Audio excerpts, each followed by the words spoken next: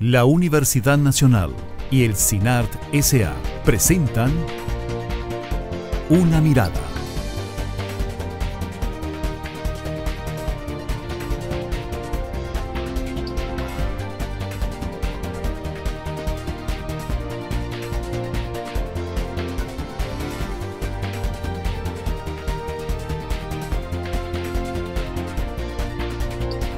Una Mirada. Hoy.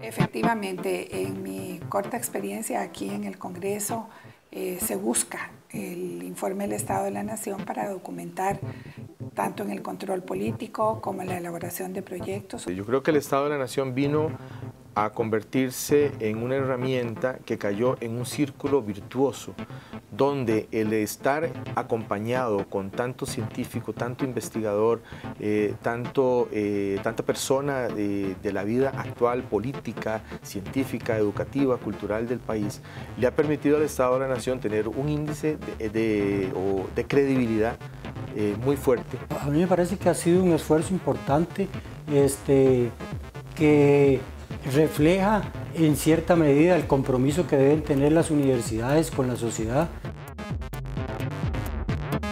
Muchas veces queremos ya incursionar en algún campo, sobre todo en la parte de educación, en la parte de cultura, y esperamos los resultados de los estudios del Estado de la Nación para poder actuar.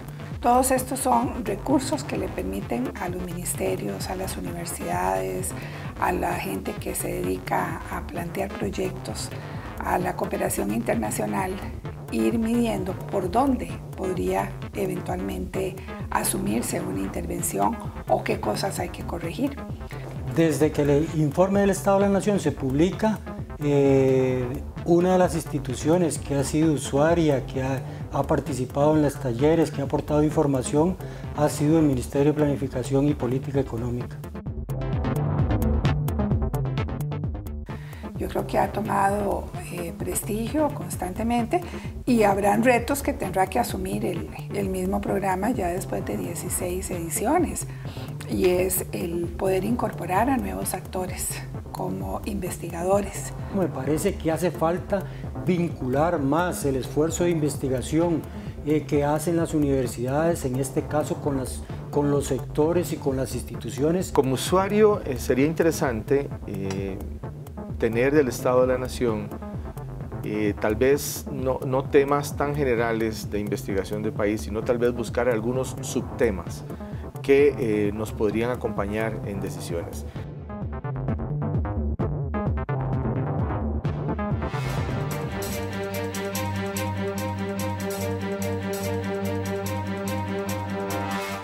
Hola, ¿qué tal? Bienvenidos a una edición más del programa Una Mirada, una producción de la Universidad Nacional y el CINART S.A.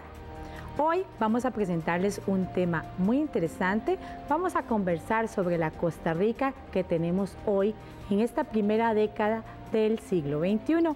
Mi nombre es Maribel Quiroz, soy la directora de la Oficina de Comunicación de la Universidad Nacional y hoy me acompañan en la discusión de este interesante tema nuestros invitados especiales. Tenemos a Miguel Sobrado, quien es planificador de la Universidad Nacional y quien es asiduo colaborador de Una Mirada. Bienvenido, don Miguel. También nos acompaña el señor Miguel Gutiérrez, quien es coordinador del programa Estado de la Nación del Consejo Nacional de Rectores. Bienvenido, don Miguel. Gracias. Además, tenemos una vez más la presencia del señor Eugenio Trejos. Don Eugenio es el rector del Instituto Tecnológico de Costa Rica y este año es el presidente del Consejo Nacional de Rectores. Muchas gracias de nuevo por estar con nosotros, don Eugenio. Muchas gracias por la invitación. Muy bien. La idea de realizar este programa surge a raíz de la presentación en los últimos meses del año pasado del 16º informe del Estado de la Nación. Don Miguel, precisamente en la presentación del informe, hizo un comentario muy importante. No solo es nuestro informe número 16, sino que cumplimos con este informe la primera década del siglo XXI. Un siglo que definitivamente fue muy esperado por todas y todas las personas, no solo en Costa Rica, sino en el mundo. E incluso desde el punto de vista personal, todos y todas teníamos muchas expectativas. Sin embargo, ¿qué tanto de lo que nos propusimos como país se ha cumplido? ¿Qué tanto hemos logrado superar? ¿Y qué tanto tenemos pendiente? Un poco eso es lo que queremos evaluar hoy en Una Mirada, precisamente para continuar con este apoyo del Programa Estado de la Nación en favorecer este tipo de estudios y divulgarlos a la comunidad nacional para que de alguna u otra manera nos sirva como un insumo en la construcción de ese país que todos y todas queremos. Tal vez para empezar y ubicar un poco a la gente que nos acompaña hoy, me gustaría, don Miguel, que usted como coordinador del Programa Estado de la Nación nos cuente en qué consiste el programa, por qué surgió y más cuáles son los objetivos que ustedes pretenden con la elaboración del informe, pero además con otros estudios que ustedes realizan. Sí, con todo gusto. Gracias por la invitación a conversar esta noche con ustedes sobre un tema pues, que nos resulta muy apasionante. Es la preparación, publicación de un informe que quiere ser como un espejo en el cual la sociedad encuentra su reflejo, el más nítido posible. Así fue como lo definimos. Y originalmente surgió el informe en una condición bastante especial de las universidades. A principios de los 90 hubo una contracción económica bastante severa y se afectó bastante el presupuesto universitario. Fue un momento pues bastante crítico y en esa ocasión pues algunos universitarios que íbamos marchando, por cierto, íbamos reflexionando. Un poco mi observación fue muy en relación con este tema. Yo lo que dije es una lástima que las universidades hayan perdido una voz cotidiana y articulada en materia de desarrollo. Claro. En los 50 quien producía política pública era la universidad, en aquel momento la Universidad de Costa Rica, pero con posterioridad y sobre todo después de los 80, que fue una época como de repliegue de las universidades, un repliegue defensivo, con contracción también de recursos, pues perdió un tanto esa formulación cotidiana sobre temas de desarrollo. Entonces lo que decía, por cierto, con José Andrés Macís, iba conversando, que era una lástima que las universidades hubieran perdido esa voz cotidiana, esa voz articulada sobre el desarrollo, y que tuviéramos que improvisar toda una visión del desarrollo para justificar un financiamiento universitario. Entonces, a ese punto, José Andrés lo que planteó es, bueno, ¿y por qué no hacemos un índice de satisfacción de las personas con la vida de la sociedad, como lo hace la Universidad de Michigan? Yo en ese momento ya conocía el primer informe de desarrollo humano que se había producido en el mundo, apenas un informe. Y lo que le planteé a José Andrés, ¿por qué no pensamos más bien en adoptar este índice de desarrollo humano como un elemento para ubicarnos en el mundo, pero más bien dedicamos el esfuerzo a profundizar una gran cantidad de aspectos, de temas, de factores que afectan el desarrollo de un país? Y articulamos así también la capacidad de investigación de las universidades. Bueno, esa fue la idea. Y con esto decíamos, desde un principio, fortalecemos la democracia, generamos mecanismos de rendición y de petición de cuentas y vamos profundizando sobre factores del desarrollo nacional. El programa Estado de la Nación, que produce este informe del Estado de la Nación, es una iniciativa impulsada por el Consejo Nacional de Rectores con el apoyo de la Defensoría de los Habitantes de Costa Rica.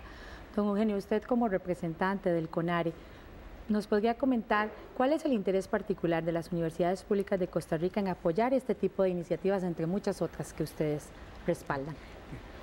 Para el Consejo Nacional de Rectores es fundamental que la población, la ciudadanía, tenga acceso a información oportuna, verídica, veraz, que le permita ejercer sus deberes y sus derechos ciudadanos.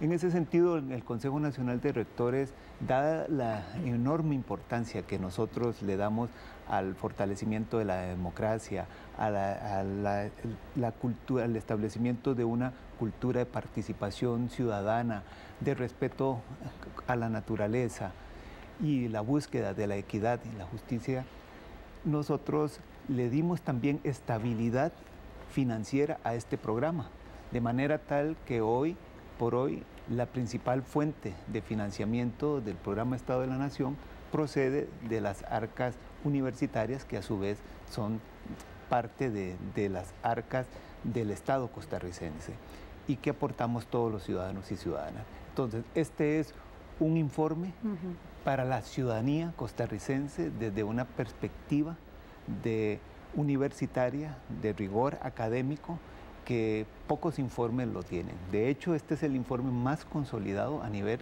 me atrevo a afirmar sin temor a equivocarme, a nivel planetario en un país.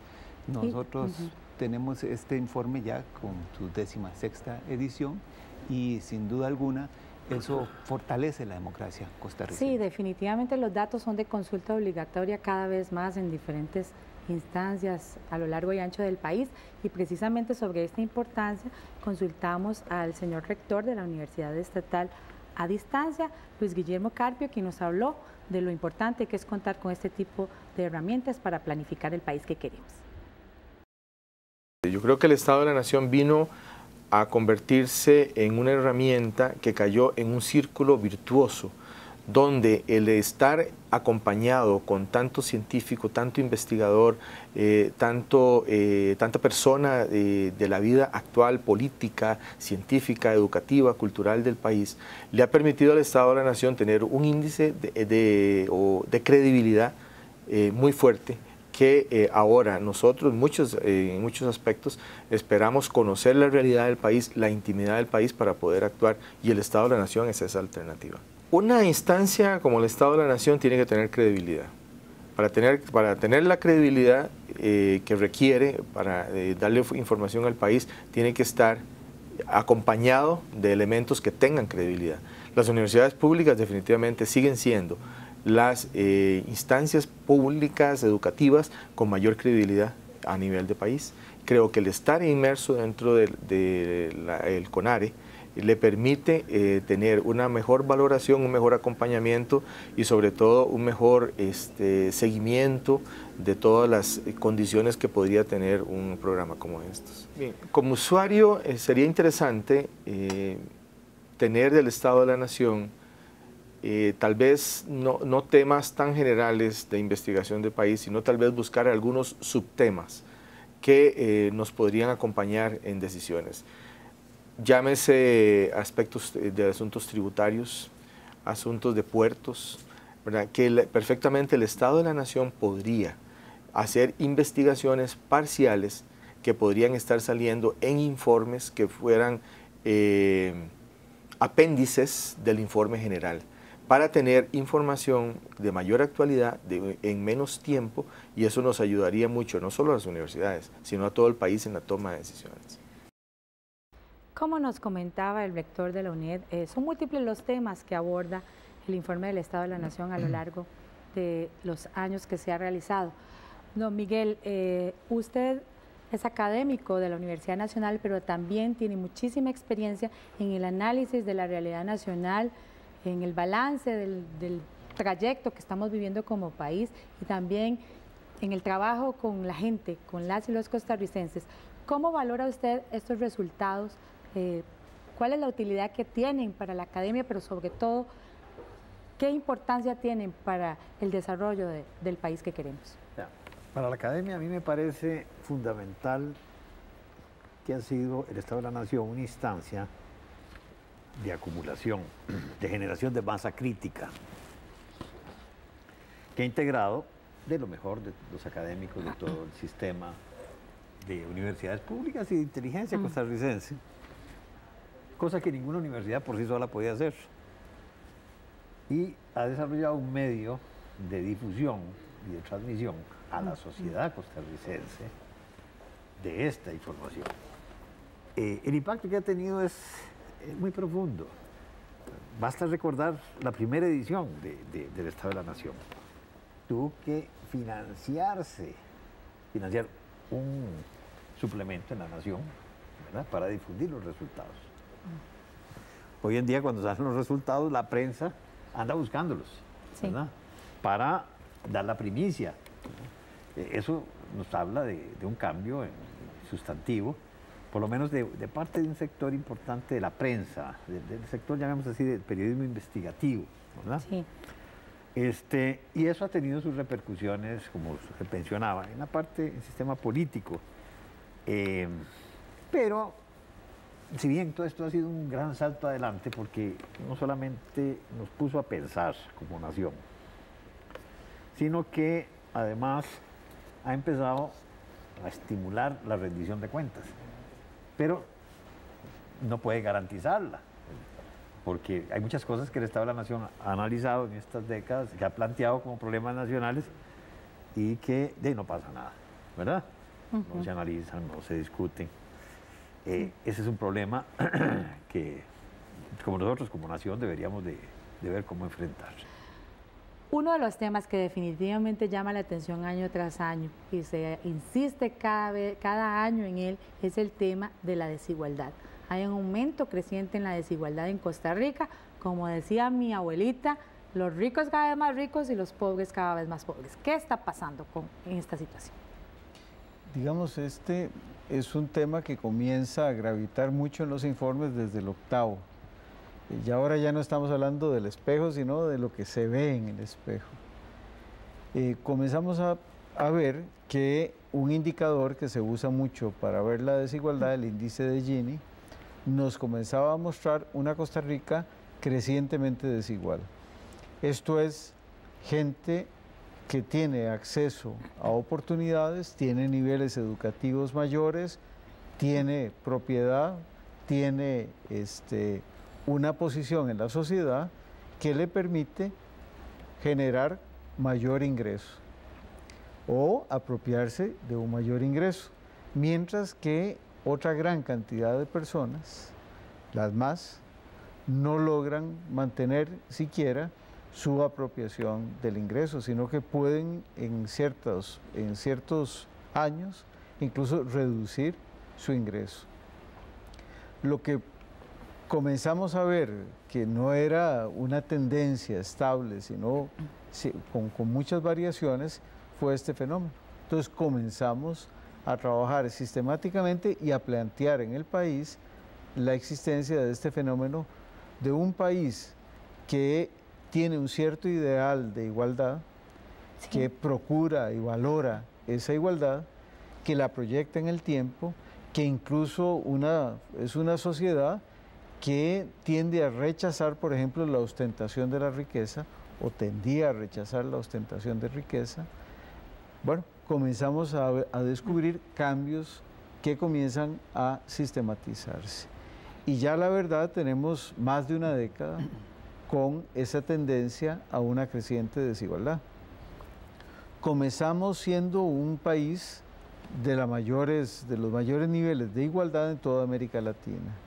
Ya poco a poco nos comenzamos a parecer más a América Latina y menos a algún país europeo como Portugal en términos de la igualdad. América Latina, vale la pena recordar que es la región del mundo de mayor desigualdad, de todo el mundo. Bueno, comenzamos a parecernos ahí. Por supuesto que hemos analizado el tema y hemos profundizado.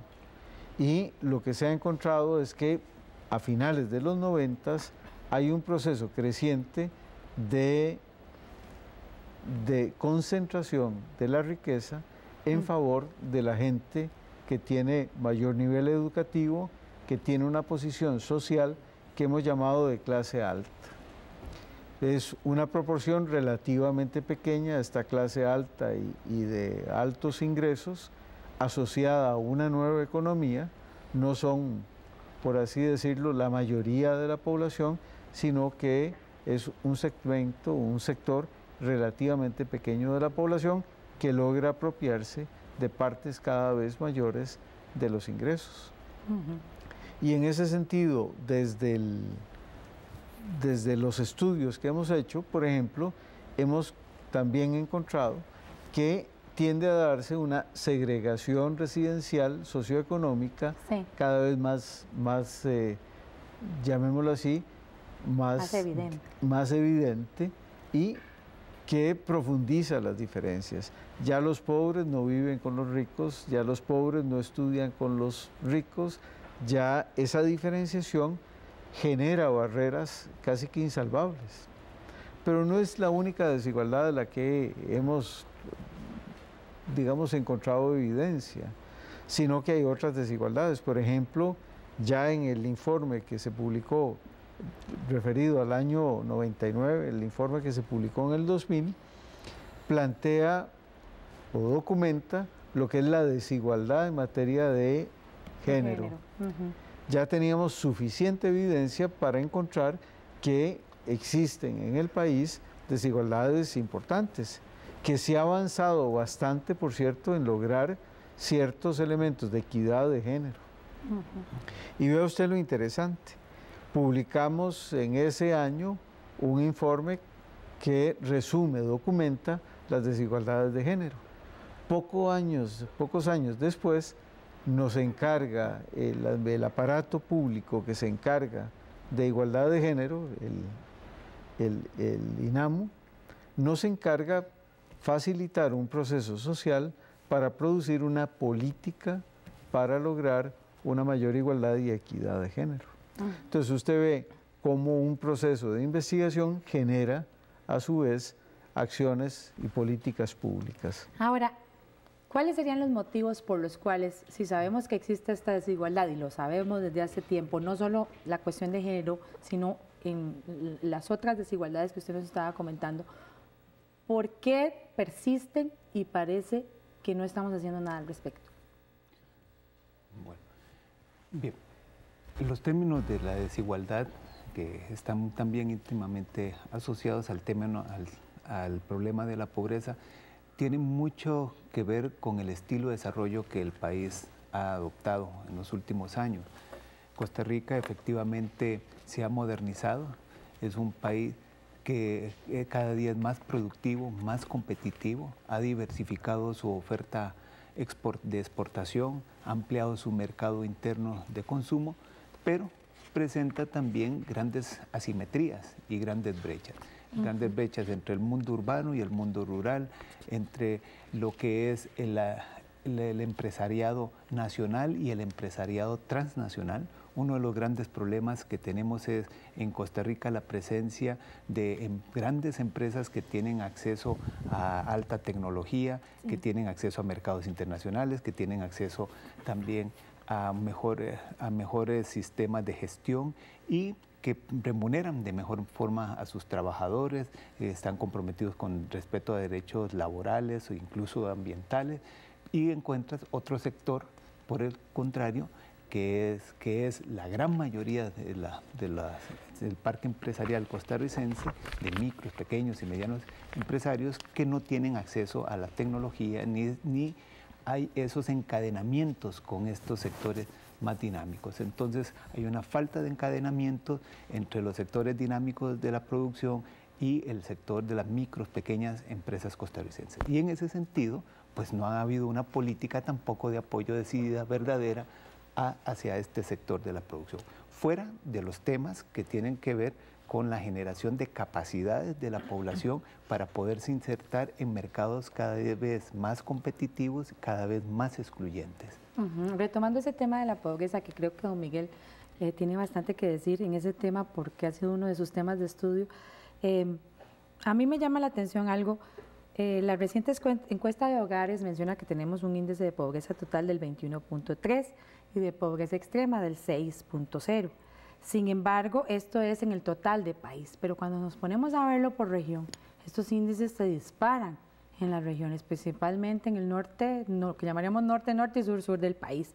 En Chorotega, una región que supuestamente tiene una gran actividad comercial asociada con el turismo, tenemos un índice de pobreza total del 32.6, mientras que en la región Brunca tenemos un 34.9.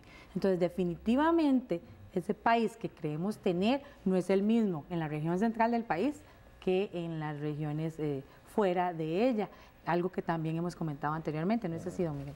No, así es, y quizás aquí hay que empezar por hablar de una sociología costarricense, regional, que nos explique estas cosas. No podemos seguir con esas interpretaciones de esa sociología de los economistas neoliberales que dicen que hay ganadores y perdedores, esa dicotomía o absurda. Que a los que más tienen no hay que quitarles lo que tienen. No, y que no parten de analizar a la población como un factor de la producción. Los datos de la última encuesta de hogares plantean claramente que lo que ya venía señalando el Estado de la Nación, los pobres son asalariados, principalmente rurales, no calificados, ¿verdad? Y todos tienen bajo nivel educativo y pequeños empresarios que están en proceso de desaparición. Y un alto nivel de jefatura femenina de hogar. También, ¿verdad? Pero entonces, ¿qué es lo que sucede? Veamos así. El trabajo físico está desapareciendo. La propiedad se está concentrando. Por ejemplo, en Guanacaste, la economía mercantil, capitalista, turística, hizo que se cayera el sistema tradicional latifundio-minifundio. Los latifundios vendieron y se cayeron los minifundios que vivían en esa simbiosis. La gente no estaba preparada para la economía mercantil, ¿verdad? La gente que está en estos otros lugares, hay demanda de trabajo, pero no para ellos. Sí. Hay demanda para gente con otro nivel. Entonces, ahí tenemos que hay un bloque que hay que enfrentar directamente con una política mejor dirigida, ¿verdad? Yo siempre pongo de ejemplo los chinos, porque son los únicos que planifican bien. Cuando ellos van a desarrollar una zona, ellos no solo definen la prioridad que es económica de esta región, sino que hacen las inversiones en infraestructura, en telecomunicaciones, en educación.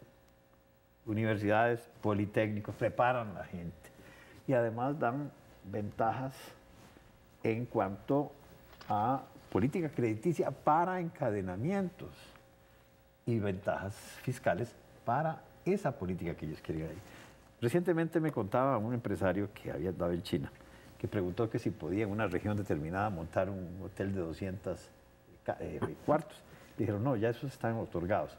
Ahora hay de 50 y de 20. Los chinos marcan el terreno al inversor, preparan su población, estimulan los encadenamientos. Hay una política global.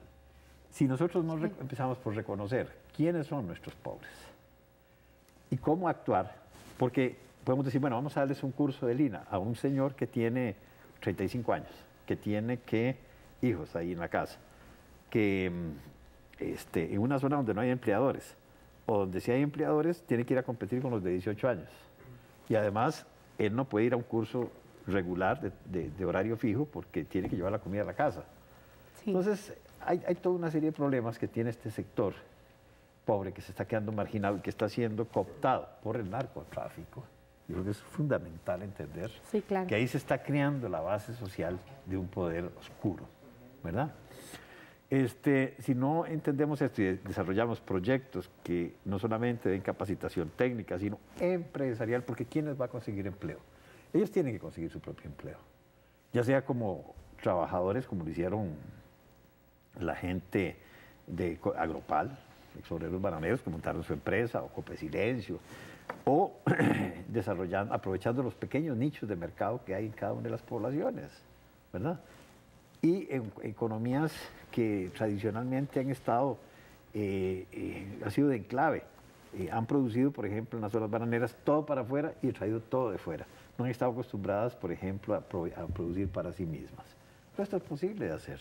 Pero hay que saber diferenciar, saber que Guanacaste no es lo mismo que la zona sur, que no es lo mismo que San Carlos, ¿verdad? Y que cada zona tiene sus propias peculiaridades, ¿verdad? Sí, una de las palabras clave en todo esto que usted menciona, entre otras tantas, es el tema de la planificación.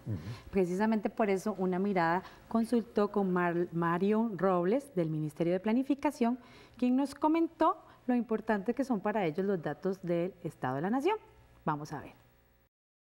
Es un insumo y aquí hay que tener claro de que no es el punto de partida fundamental, sino que nosotros, por ser una institución que tenemos relación con muchas instituciones del sector público, también nosotros, al igual que el Estado de la Nación, tenemos acceso a las fuentes de datos, tanto del INEC como del Banco Central, del Poder Judicial, de todas las otras instituciones que conforman el sector público, y entonces, en ese sentido, es un insumo, no es el único, pero sí es un insumo que nosotros utilizamos en algunos casos para plantear metas de algunos de los sectores. Y aquí hay que tener en cuenta que no es Mideplan el que plantea las metas, sino los sectores que están conformados por instituciones que también hacen uso de lo que el informe del Estado de la Nación establece. A mí me parece que ha sido un esfuerzo importante que refleja en cierta medida el compromiso que deben tener las universidades con la sociedad. De hecho, las universidades son financiadas con recursos públicos y me parece que es una buena manera de devolverle mediante investigaciones el aporte que nosotros como país estamos realizando a las universidades. Sin embargo, me parece que hace falta vincular más el esfuerzo de investigación que hacen las universidades, en este caso con los sectores y con las instituciones, porque en algunos casos, digamos, no es lo mismo que un académico realice una investigación y que después la discuta con los entes o con las instituciones que tienen que ver con los trabajos, para que esas instituciones que tienen que realizar el trabajo práctico procuren incorporar dentro de sus análisis o dentro de su propio trabajo parte de algunas de las cosas que el informe del Estado de la Nación refleja. Entonces, en ese sentido, me parece que se debería avanzar más en vincular el trabajo de investigación con el trabajo práctico de día a día que realizan cada una de las instituciones en algunos de los campos que el Estado de la Nación ha identificado. Vincular investigaciones como el informe del Estado de la Nación con las acciones y los retos que queremos enfrentar como país. ¿Podemos hablar realmente de que en Costa Rica se planifica el tipo de país que queremos tener, que realmente lo conocemos? O sea, lo conocemos porque definitivamente se hace un informe, pero ¿hasta dónde este tipo de investigaciones como la que ustedes hacen y otras más que se hacen en el país están siendo tomadas en serio para desarrollar el país que necesitamos? El tema de tomarse en serio ciertas conclusiones es un tema, yo diría, central. Vea usted, por ejemplo, hace 4 años se presentó un trabajo sobre concesión de obra. Cierto. Lo que se dijo en el 12º informe es que concesión de obra se estaba interpretando más bien como el abandono por parte del Estado de sus responsabilidades frente a obras de infraestructura, y que la experiencia que aportaba tanto España como Chile es que no era posible abandonar funciones propias del Estado, que tanto España como Chile eran muy buen ejemplo para decir que el Estado tendría que tener capacidad para diseñar, para contratar y para supervisar esas obras, que era posible atraer a empresas y a sectores empresariales que estuvieran dispuestos a construir y a gestionar una obra por periodos más o menos largos, pero que finalmente tendría que volver a manos del Estado esa infraestructura, pero que era fundamental el diseño, la contratación y la evaluación de la obra. Bueno, hoy, 4 años después, estamos viendo un ejemplo de no muy buen diseño, una mala contratación y peor evaluación. En ese sentido... Uno de los tantos ejemplos. Uno de los tantos ejemplos. En ese sentido, el tema de la planificación es un tema muy importante, el tema de la visión de las cosas y de mantener capacidades públicas para enfrentar ciertos asuntos. Igualmente, aunque digamos no hay quien esté planteando con mucha claridad esto, podríamos ver un caso como la seguridad pública en el país. De hecho, no solo lo ha estudiado el informe nacional, sino que también se han hecho estudios centroamericanos, comparativos sobre la situación en materia de seguridad. En ese sentido, aunque no estamos en una situación dramática en materia de seguridad, la verdad que se ha deteriorado mucho. Estamos perdiendo terreno rápidamente. Eso es. Ese es el punto.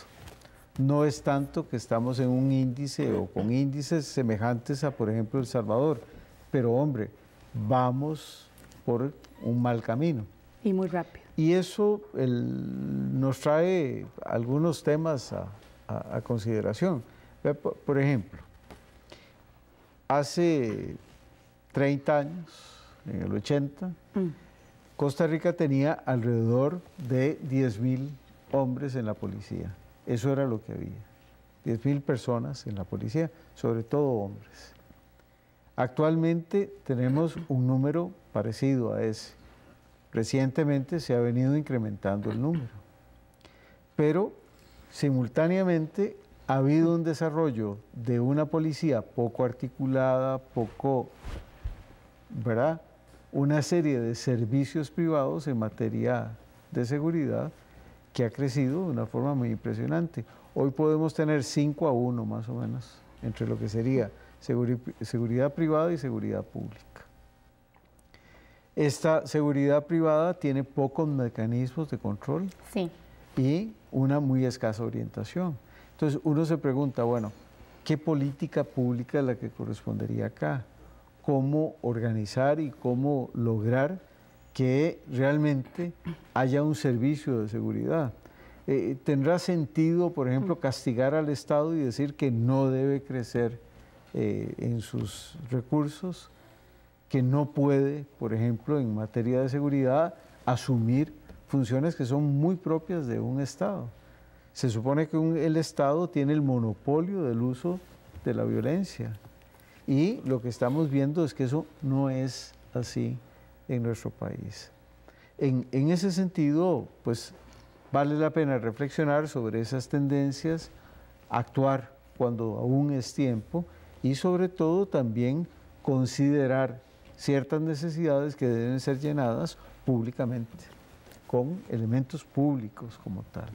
Definitivamente hay un tema que no quisiera dejar por fuera, que es el tema de la educación. A lo largo de los informes ustedes también hacen el énfasis siempre de que la educación es clave para equiparar ese acceso a las oportunidades a lo largo y ancho del país y que cada vez las personas tengan más medios para salir adelante y dejar la pobreza en la medida de lo posible. Don Eugenio, ¿en qué estamos fallando en esto? Seguimos teniendo problemas de deserción, seguimos teniendo problemas de calidad de la educación a lo largo y ancho del país. No es lo mismo estudiar para un examen de bachillerato, para secundaria, en el área central del país que en la zona sur del país. Y el acceso a las oportunidades en diferentes tipos de educación no es igual para todos y todas en Costa Rica.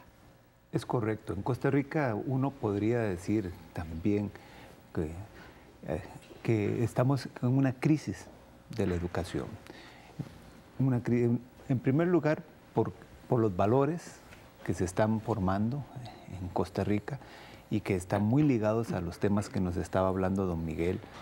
En Costa Rica, antivalores se están fortaleciendo, como del éxito, lucro, poder y consumo. Sí.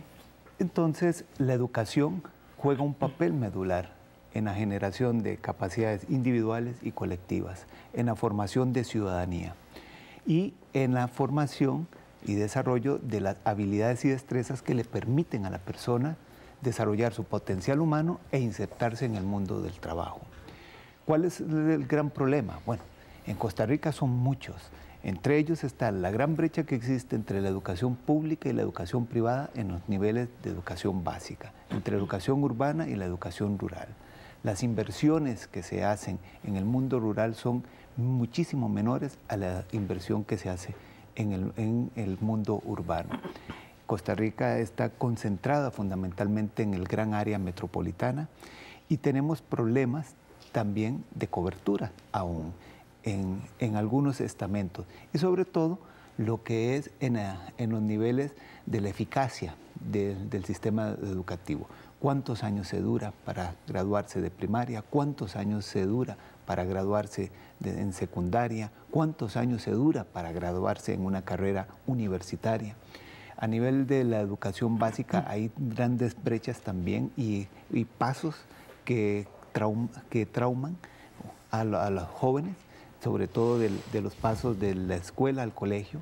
Tenemos el problema también de la deserción en la secundaria, que a pesar de que se han hecho grandes esfuerzos y se han mejorado los índices, sigue siendo muy elevada esa deserción. Tenemos el problema de la calidad de la educación, de la enseñanza. Tenemos el problema también del vínculo entre la educación y el mercado de trabajo, y esto es básico a nivel de todos los niveles, desde la educación técnica hasta la educación parauniversitaria y de educación universitaria.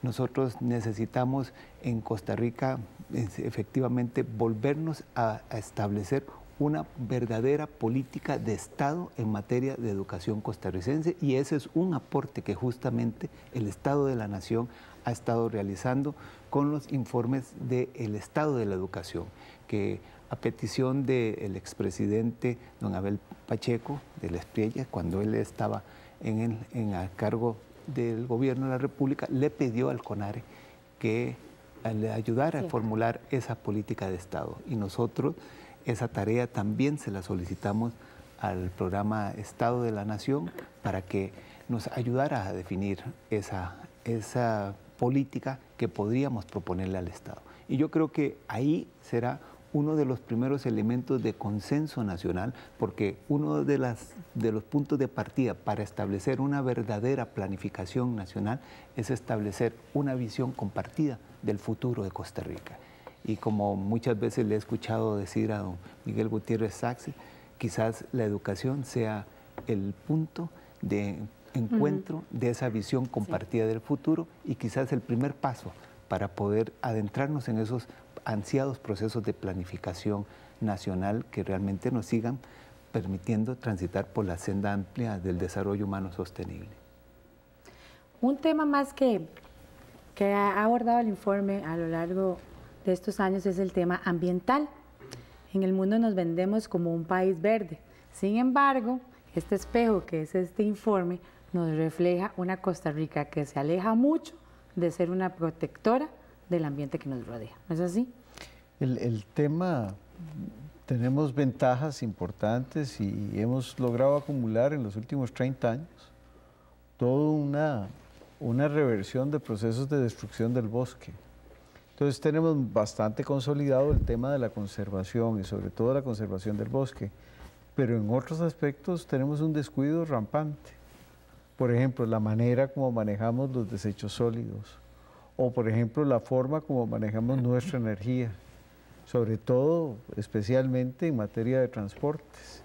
Recurrimos a hidrocarburos, incluso eliminamos algunos medios de transporte que se manejaban con electricidad, sobre todo en materia de carga, y me refiero a los trenes que teníamos en el país.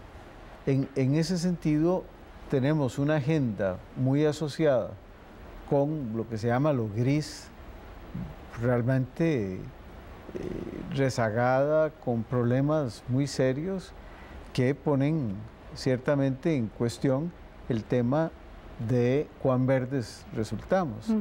Y ni hablar lo que se llama la agenda café, que tiene que ver con las formas productivas, un uso extraordinariamente importante de herbicidas, pesticidas, eso es lo que tenemos por acá, un uso de la tierra que no es el más adecuado. Por cierto que el informe también plantea en este año algunas previsiones de lo que ya es un riesgo pareciera eliminado, y es el tema de la minería a cielo abierto. Cierto. Se estudia acá, por ejemplo... Que va más allá de Cruzitas. Bueno, Cruzitas era como el caso que iba a quedar ahí rezagado, y porque ya el país había tomado la decisión de no continuar con esa exploración minera o con el trabajo, digamos, como tal de explotación a cielo abierto. Pero, digamos, si uno analiza lo que se estaba amenazando, el potencial minero se da precisamente en áreas protegidas. más o menos coinciden un 95%. Territorio con potencial de minería y áreas protegidas, o en un 60% corresponde con bosque. Digamos, la amenaza era muy grande. Yo diría que estaríamos de plácemes porque se eliminó ese riesgo. Ahora, definitivamente son 16 años de tener esta información. Conocemos muy bien cuál es la Costa Rica que tenemos en estos primeros 10 años del siglo XXI. ¿Qué hacemos, don Miguel, para que realmente podamos implementar todo lo que ya sabemos que tenemos que hacer? Mire, yo pienso que hay un común denominador en todos estos problemas y es un problema de planificación. Tenemos una oficina de planificación, tenemos un equipo de planificadores bueno, pero ese equipo, por mejores planes que haga, reina pero no gobierna. ¿Quién gobierna en Costa Rica? El ministro de Hacienda, que es el que define qué se corta y qué no se corta. ¿Quién gobierna en Costa Rica? Los cuadros medios que se basan en la tramitología para definir qué se hace y qué no se hace. El resto de los gobernantes reinan, pero no gobiernan. Entonces, hay un poder real detrás de esto, que se ha mantenido a lo largo de todas las administraciones. Son los mismos que han estado manejando este país desde el Ministerio de Hacienda. Y por todo el cúmulo de procedimientos de control establecidos, es un Estado que va en un proceso de paralización progresiva, sobre todo con la introducción de computadoras que hacen que todos los reglamentos se controlen a través ya de procesos electrónicos y hacen que toda una serie de ocurrencias entraben en la máquina pública. Entonces, tenemos el problema de planificación, tenemos todo el problema de la regionalización que no tenemos, que es ahí donde se puede controlar, una estructura provincial del siglo XIX y le dicen a los municipios que hagan las cosas. No se puede hacer planificación a nivel municipal sin regiones. Como San Pablo de Heredia va a planificar sin trabajar conjuntamente con San Rafael o con Heredia Centro. Pues estas son cosas que no caben en este mundo. Entonces hay un problema que hay que entrarle por ahí. Reforma del Estado costarricense. Pero reforma no como se veía antes, que era privatizar, sino reforma, adecuación del Estado costarricense a las nuevas condiciones. Devolver a la población la gestión, a las regiones y a las comunidades. Y tener un proyecto nacional que sea comprobado, fiscalizado más activamente, ¿verdad?, por las comunidades. Pienso que por ahí va. Si no, vamos a seguir, yo creo que para allá tienen que ir los medios de comunicación, porque si no, vamos a seguir con lo que define actualmente el rating, que es crímenes, asaltos, ¿verdad? O si no, pasarelas, ¿verdad? Los temores y las pasarelas, que es lo que manejan los medios de comunicación. No, hay que ocuparse de los problemas de este país si queremos ciudadanía, si queremos república, si queremos realmente ser un país que llegue al siglo XXI. Y definitivamente, si hay alguien que debe reinar, como usted decía, es el pueblo costarricense. Así es. Al final, nosotros todos somos los que tenemos el poder de tomar las decisiones finales y de gobernar el país que queremos. Gracias por acompañarnos a ustedes en una edición más de Una Mirada. Fue un gusto contar con su importante apoyo en la reflexión de este tema y a ustedes por acompañarnos aquí en Una Mirada. Recuerde que puede seguirnos en Facebook, en Twitter y en YouTube en el perfil Una Multimedia. También puede ver todos los videos que vi en este programa, así como de otras ediciones y el programa completo, también en www.una.ac.cr/multimedia. Muchas gracias por estar con nosotros. Lo esperamos la próxima semana. Hasta pronto.